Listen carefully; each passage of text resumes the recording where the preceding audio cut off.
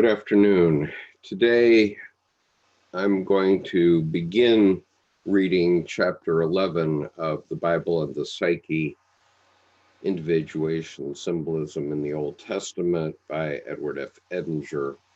I'll continue it tomorrow. It's a longer chapter, and I do have a live regular meeting tonight at 8 p.m.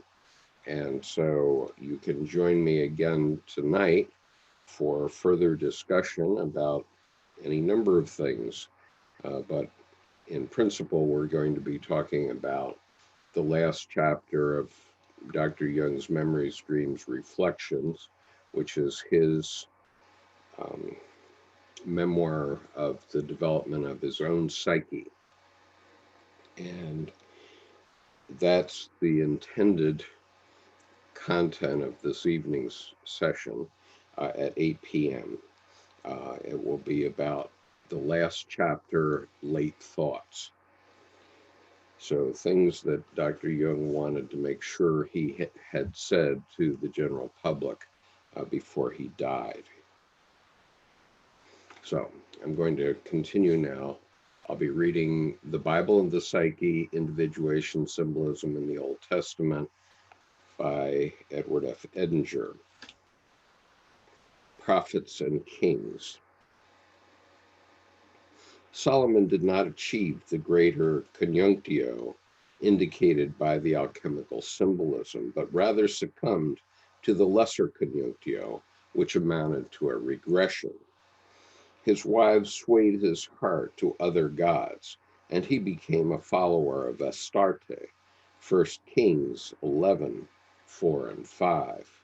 In response, upon his death, Yahweh caused his kingdom to be divided into a northern part, Israel, and ruled by Jeroboam, and a southern part, Judah, under Solomon's son, Rehoboam. This event is psychologically significant. On the way to conscious unity, unconscious unity must be split in two, as evidenced by the theme of the hostile brothers. In the process of development, the archetypal one is followed by the archetypal two, Jung writes. Quote, one is not a number at all. The first number is two. Two is the first number because with it, separation and multiplication begin, which alone make counting possible. With the appearance of the number two, another appears alongside the one, different and distinct. The one seeks to hold its one and alone existence, while the other ever strives to be another opposed to the one. Thus, there arises a tension of opposites between the one and the other, but every tension of opposites culminates in a release, out of which comes the third. In the third, the tension is resolved and the lost unity is restored. The theme of division, unquote.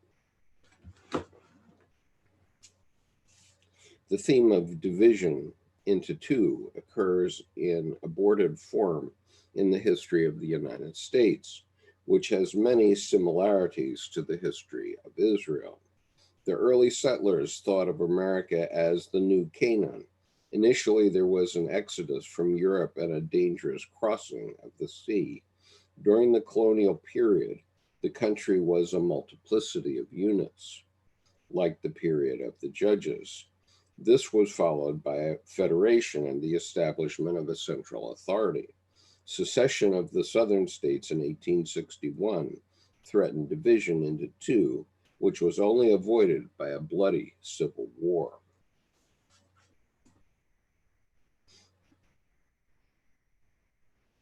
Now, remember in this that one of the key concepts in Jungian psychology is the idea of the splitting. So a thesis results in an antithesis, and then those two clash, and after that comes a synthesis. And so if you think about it that way, you can see what Dr. Jung is talking about in what Dr. Edinger is referring to at the time of the Civil War. Elijah. We first meet Elijah as he announces to King Ahab a 3.5-year drought, the consequences of Yahweh's anger for the introduction of Baal worship. As Yahweh lives, the God of Israel, whom I serve, there shall be neither dew nor rain these years except by my order. 1 Kings 17:1. In Leviticus 26:19, Yahweh says, "If you do not listen to me, I will break your proud strength. I will give you a sky of iron and earth of bronze." And in Haggai 1:9 and 10, quote, "Because while my house lies in ruins, you are busy with your own, each one of you. That is why the sky has withheld the rain." In Revelation, a 3.5-year drought is part of the last judgment. It is proclaimed, quote, "I shall send my 2 witnesses to prophesy for those 1,260 days. Revelation 11:1. These witnesses are able to lock up the sky so that it does not rain as long as they are prophesying. Revelation 11:6. These passages can be understood to refer to the withholding of the divine water of the self from the ego, signifying ego self-alienation of the country as a whole.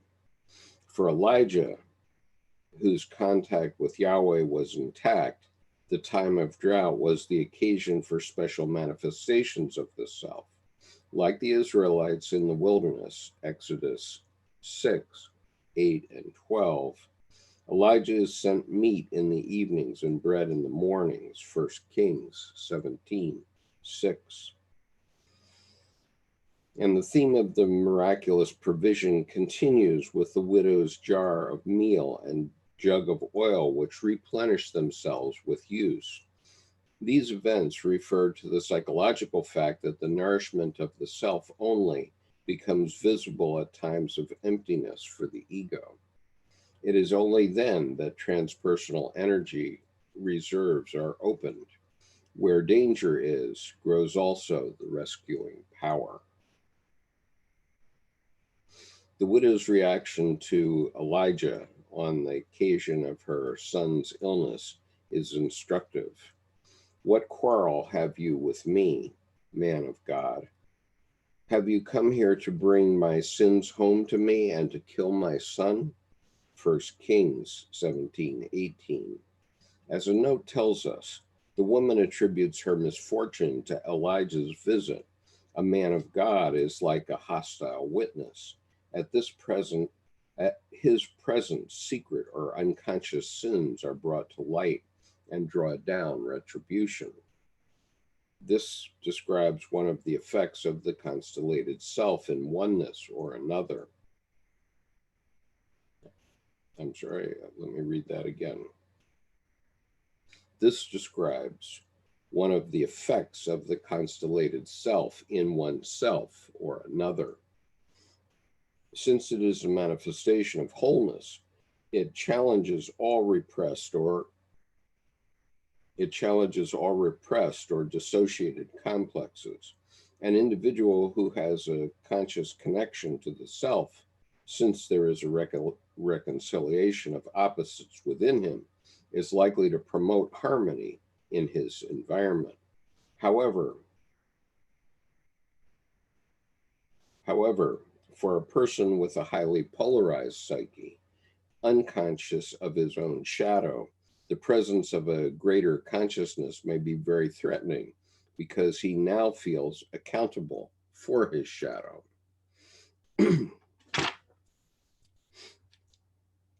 In 1 Kings 18:30-40, a great contest occurs between Elijah and the priests of Baal. Elijah challenges the priests to bring a sacrificial bull to an altar on Mount Carmel. Elijah will do likewise, and they will compete to see who can call down fire from heaven to consume his sacrifice. You must call on the name of your God, and I shall call on the name of mine. The God who answers with fire is God indeed.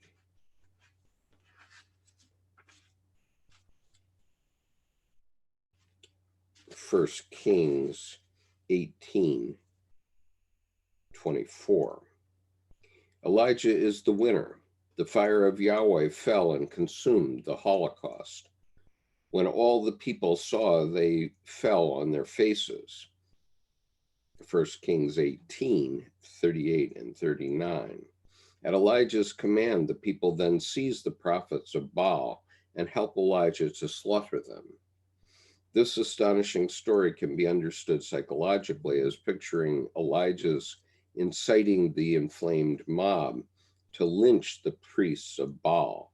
The ability to call fire from heaven refers to the evocation of transpersonal effect. When this is done in a collective setting, it is an act of demagoguery. Playing on the collective archetypal passions of a crowd generates the fire of Yahweh and turns the group into a vengeful mob, which acts out in an unconscious, collective way the wrath of Yahweh. The slaughtered priests of Baal thus become, in effect, the Holocaust to Yahweh. Quite understandably, Jezebel was upset by the murder of her priests and threatened Elijah with the same fate.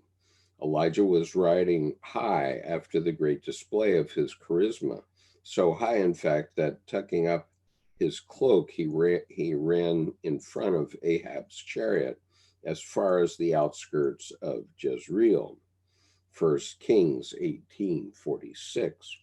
But Jezebel's threat brought him down to earth. He fled for his life and fell into a suicidal depression. Through the guidance of Yahweh, he was led through the wilderness, the outer expression of his inner state, until he reached Mount Horeb, Sinai, thus recapitulating the original journey of the Israelites to Sinai.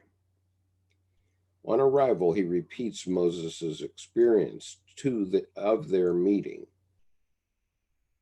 On arrival, he repeats Moses' experience of their meeting Yahweh, who comes to him as the sound of a gentle breeze, still small voice, or low murmuring sound, two different versions of the Bible. The startling assignment Elijah is given is to foment assassination and rebellion. This job was later performed by Elisha, see below. Elijah's most spectacular performance was his final ascent to heaven. Quote, a chariot of fire appeared and horses of fire, and Elijah went up to heaven in the whirlwind. 2 Kings 2:11. 2 Kings 2:11. This is a sublimatio image, a translation to an upper realm. A concrete personal ego entity is spiritualized, eternalized, and transformed into heavenly stuff. On the basis of his direct ascension to heaven, many stories appeared concerning Elijah as an eternal figure who never tasted death. In Malachi, Yahweh says, quote, I am going to send you Elijah the prophet before my day. The day of Yahweh comes, that great and terrible day. He shall turn the hearts of fathers towards their children, and the hearts of children toward their fathers, lest I come and strike the land with a curse. Malachi 3:24. On the basis of this passage, Ecclesiasticus adds, quote, blessed is he who shall have seen you before he dies. Ecclesiasticus 48:11. The New Testament picks up the statement of Malachi and identifies Elijah with John the Baptist, the forerunner of Christ, Luke 1:17, Matthew 11:14, Matthew 17:10 through 13. Elijah also appears with Christ at the Transfiguration. The figure of Elijah takes on great importance in Jewish legend and popular belief. According to Patai, quote, Elijah differs from all other biblical figures in that he alone has remained in popular belief, a live, charismatic personality who follows with deep paternal concern the fate of Israel in general and of every individual Jew in particular. He is said to have appeared and conversed with many a Talmudic sage. He is said to have appeared and conversed with many a Talmudic sage, arranged for meetings between them and the Messiah, explained his words to them, and taught them much of the secret lore of the Torah. More important from the point of view of popular psychology is the widely prevalent belief that Elijah is always ready to extend his helping hand to people in distress, has the power to chase away the angel of death, and appears to the poor and the troubled in the most unexpected guises. As a beggar, a Persian, an Arab, a horseman, a Roman court official, a harlot, and, in a story by Peretz, a magician. At the Passover Seder meal, he is welcomed in every Jewish home with a large goblet of wine placed in the middle of the festive table, especially for him. At circumcision ceremonies, the chair on which the sandak, godfather holding the child, sits is called the chair of Elijah because the prophet is believed to appear and hold the child, unquote. When misfortune overtakes a good man, he says, quote, if the prophet Elijah were only here, he would interpret the meaning of my woes, for he taught us to understand the justice of his way. The legendary Elijah is a variant of the wandering Jew and sometimes functions as the Muslim al-Qidr. Consider, for example, this parallel story of Moses and al-Qidr in the 18th Surah of the Quran. Quote, one day a fervent disciple asked Elijah for permission to accompany the prophet on one of his many journeys. You may come with me, said Elijah, if you promise not to ask any questions about anything I do, for as soon as you ask for an explanation, we must part company. The young man promised, and they started on their way. As the night fell, they came to a house of a poor man whose only possession was a cow. The man and his wife received Elijah and his young friend gladly, gave them food to eat and a comfortable place in which to sleep. Before they left in the morning, Elijah prayed that the poor man's cow should die. The disciple was surprised as the prophet's prayer. The disciple was surprised at the prophet's prayer, but he kept his promise and did not ask any questions. The next night they stopped at a mansion. The rich man paid no attention to his guests, offered them nothing to eat or drink, and sent them to sleep in the barn. As they were leaving the next morning, Elijah noticed a wall near the house that had crumbled away. Elijah prayed that the wall repair itself, and the wall rose before them complete and whole. Again they went on their way, and again the disciple refrained from asking questions. The next day, they came to a magnificent temple. The next day they came to a magnificent temple with pews of gold and pews of silver, but none of the worshippers invited the wayfarers to their home. They went on their way, and Elijah prayed that all of the worshipers should become leaders. The disciples' bewilderment grew, but again he refrained from asking questions.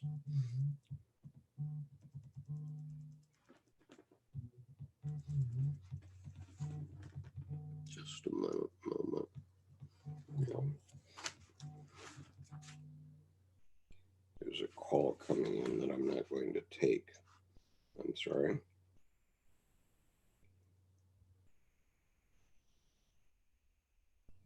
Okay, so the disciples' bewilderment grew, but again he refrained from asking questions. At the next town they reached, all the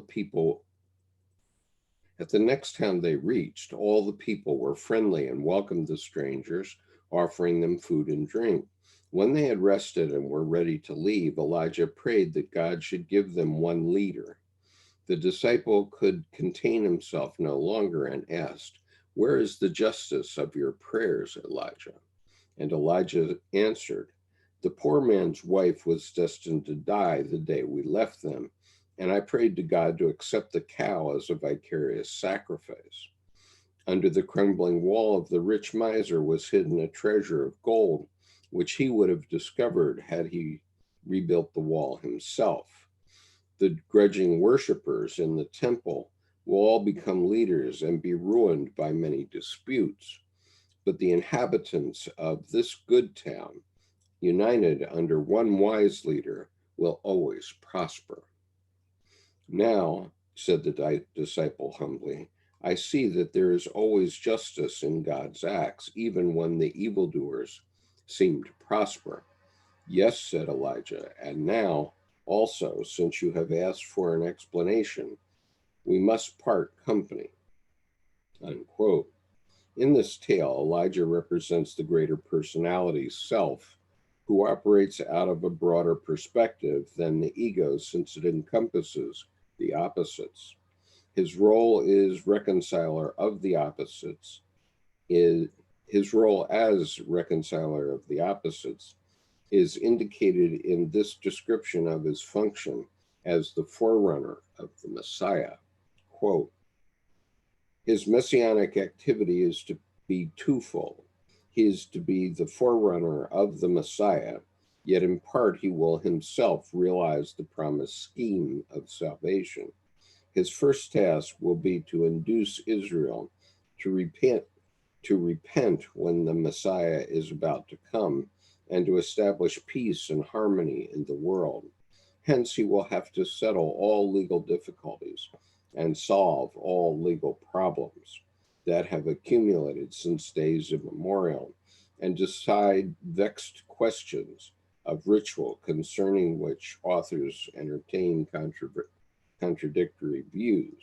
In short, all differences of opinion must be removed from the path of the Messiah." Unquote. The figure of Elijah is still alive in the modern psyche. For instance, he appeared to Jung during his confrontation with the unconscious. Quote,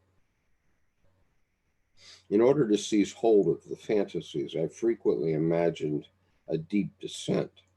I even made several attempts to get to the very bottom.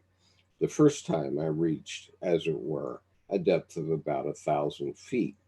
The next time I found myself at the edge of a cosmic abyss. It was like a voyage to the moon or a descent into empty space.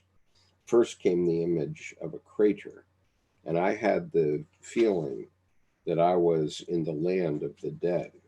The atmosphere was that of the other world.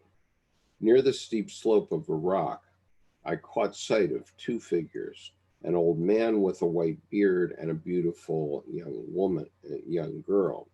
I summoned up my courage and approached them as though they were real people, and listened attentively to what they told me. The old man explained that he was Elijah, and that gave me a shock. But the girl staggered me even more, for she called herself Salome. She was blind.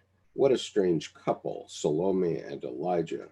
But Elijah assured me that he and Salome had belonged together from all eternity, which completely astounded me. They had a black serpent living with them, which displayed an unmistakable fondness for me. I stuck close to Elijah because he seemed to be the most reasonable of the three and to have a clear intelligence. Of Salome, I was distinctly suspicious. Elijah and I had a long conversation, which, however, I did not understand. Unquote. Concerning these figures, Jung writes, quote, Salome is an anima figure. She is blind because she does not see the meaning of things. Elijah is the figure of the wise old prophet and represents the factor of intelligence and knowledge. Salome, the erotic element. One might say that the two figures are personifications of Logos and Eros, but such a definition would be excessively intellectual.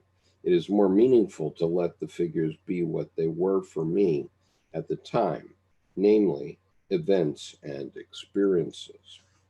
Okay, so that concludes my reading for today. Tomorrow I will begin with Ahab, which is a very interesting section because Dr. Edinger wrote a book about, from a Jungian psychology point of view, about Moby Dick. And so I'll be discussing that tomorrow. Now I will go back and look at your comments here. Thomas says, Kidder is an interesting figure, aka the Green Man, I think. Yes, correct. Kidder is the spelling, I think, not what I wrote. Well, these spellings are what they are because they're not in English, actually, they're in Arabic script, but in any case, I mean, originally. So any spelling that more or less gets the sound out is right. I've read about the Green Man. Oleg says, I've read about the Green Man, very interesting figure, but he also can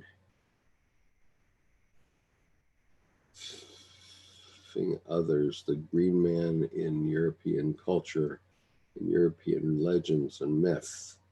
Thomas says, that's right, Oleg. Oleg also can find. Elgato says, ever hear of the green and the red lion in spiritual alchemy? Of course. I've got maybe hundreds of videos on this YouTube channel on that topic or similar topics. And in the advanced reading group, we've completed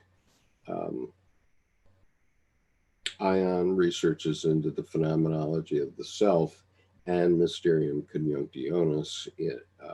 The first of them, we had 32 seminar sessions. The second, we had 45 seminar sections. And if you join the advanced reading group, all those videos are available to you.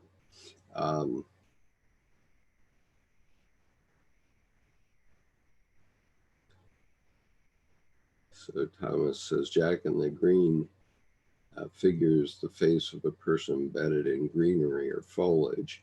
I think Kidder means friend of God, or so I have read. Agato says green can also mean unripe. Oleg, green lion, which is eating the sun. And Thomas or vernal, good point, Elgato. How Elijah and Thomas, how Elijah becomes the Kidder figure, I don't know. And Thomas, mystic figures with different names in different cultures. They're all archetypal figures, so they do have different names in different cultures. Maybe God's sidekick. Thomas says, except a bit more exalted. Nicholas says, thanks. Elgato, the green lion, eating the sun means the feral beast of man's lower nature. eats the vulnerable ego consciousness. Cursed is the man that the lion eats. Gospel of Thomas. Oleg says, wow, Moby Dick, can't wait. And Oleg says, Jung said in his lectures that Moby Dick is one of the best American novels. Yeah. Okay. So I will mention here for the first time publicly that over this weekend I've created, with the help of some of my advanced reading group, an outlet for the inevitable psychological angst, which is developing. I mean, we're seeing the leading edge of a psychic epidemic on a global scale, and the symptoms of it are things like the hoarding of toilet paper, as an example. And so it appears to me as though the professional mental health community is already being overrun. I have several indications of that. And so there are a few of us who have good experience, who can offer wisdom and counsel to other people. And so I've gathered some of them together. I'm looking for more. I know that Thomas Dennis is one who I would love to have join us. Also, Nicholas is one, and also Tamara is one, although she's a professional, mental health professional. I'm not sure she needs more work, but in any case, I'd love to have some mental health professionals also available through this site. So I would love for you to look through it and see what you think, and send me any comments to skip.conover@gmail.com. And I'm going to give you the link right now so you can take a look. It is live, and it is the brainstorm. It's actually originally the idea of Tim Holmes, who is a member of our advanced reading group and an artist who lives in Helena, Montana.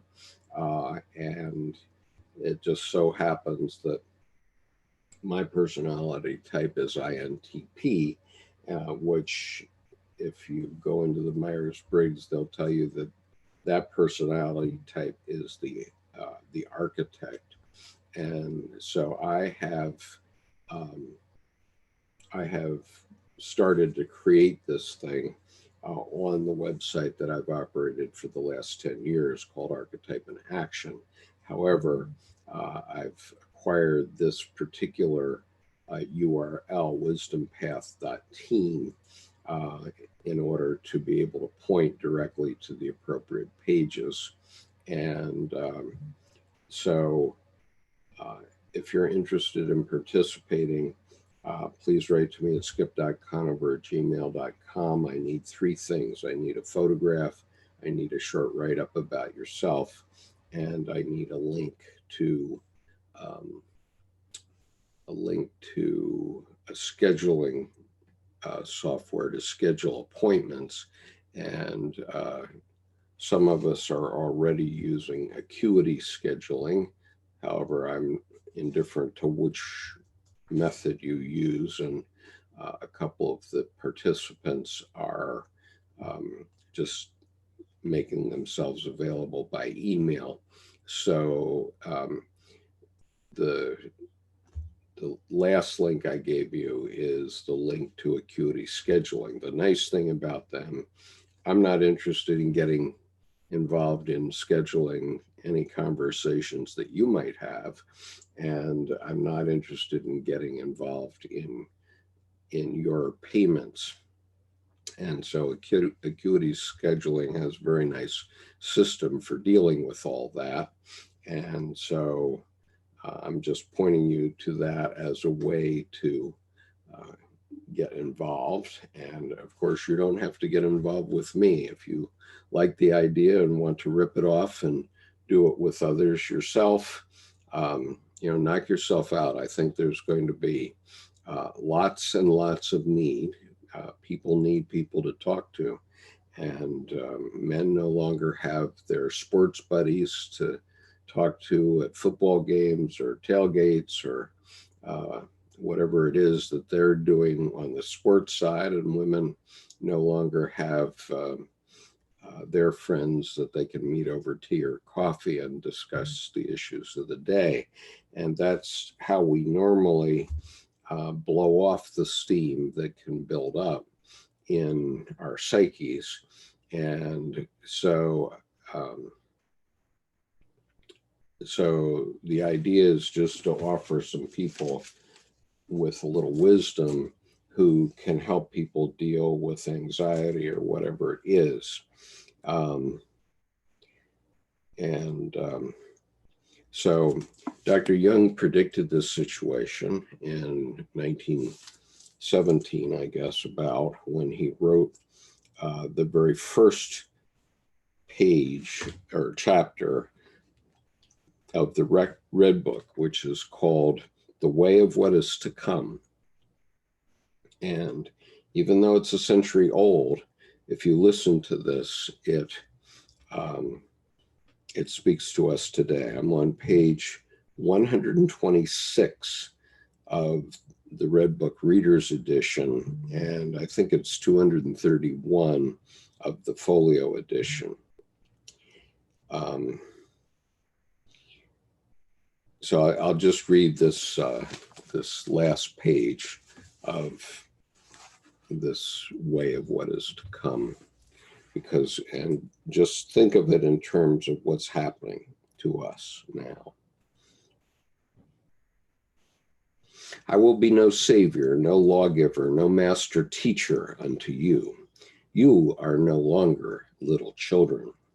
Giving laws, bettering, making things easier has all become wrong and evil. May each one seek his own way. The way leads to mutual love and community. Men will come to see and feel the similarity and commonality of their ways. Laws and teachings held in common compel people to solitude so that they may escape the pressure of undesirable contact. But solitude makes people hostile and venomous. Therefore, give people dignity and let each of them stand apart so that each may find his own fellowship and love it. Power stands against power, contempt against contempt, love against love. Give humanity dignity and trust that life will find the better way. The one eye of the Godhead is blind. The one ear of the Godhead is deaf. The order of its being is crossed by chaos. So be patient with the crippledness of the world and do not overvalue its consummate beauty.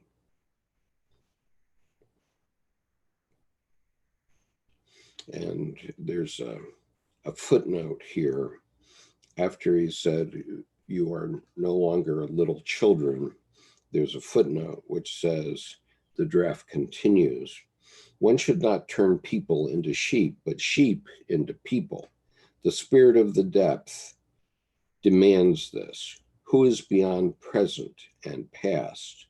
Speak and write for those who want to listen and read, but do not run after men so that they do not soil the dignity of humanity. It is a rare good. A sad demise in dignity is better than an undignified healing.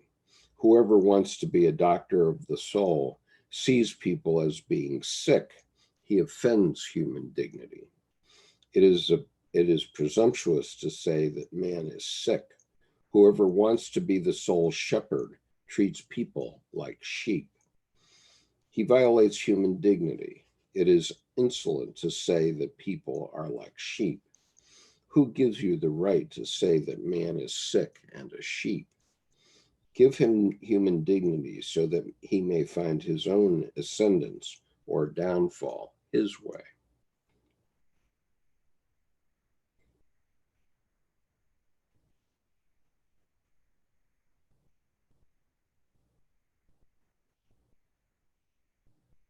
And then at the end of this passage, there's another footnote. He says, "This is all, my dear friends, that I can tell you about the grounds and aims of my message, which I am burdened with like the patient donkey with a heavy load. He is glad to put it down." And Sona Shamdasani, who edited the Red Book, quoted that when he was talking about the Red Book for the first time in the conference at the Library of Congress, which you can find here on YouTube. And he literally quoted that last bit because he had spent 13 years bringing up the Red Book and putting it in a form that could be published by W.W. Norton and Company. And so at the end, he felt like a donkey who had carried a heavy burden, and he was glad to put it down. Yeah, Oleg says, you are no children anymore. Grow up, right?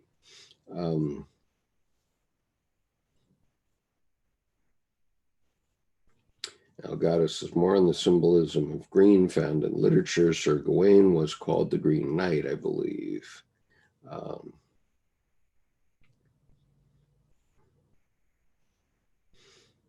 And Oleg says, yes, Jung predicted all this, just like Nietzsche. Yep.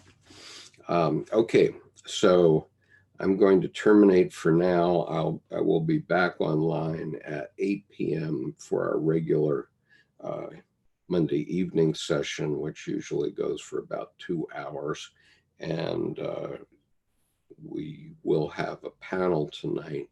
If you'd like to join our panel, you can always rate me at skip.conover@gmail.com, and I will add you to our panel list. So thank you. See you later.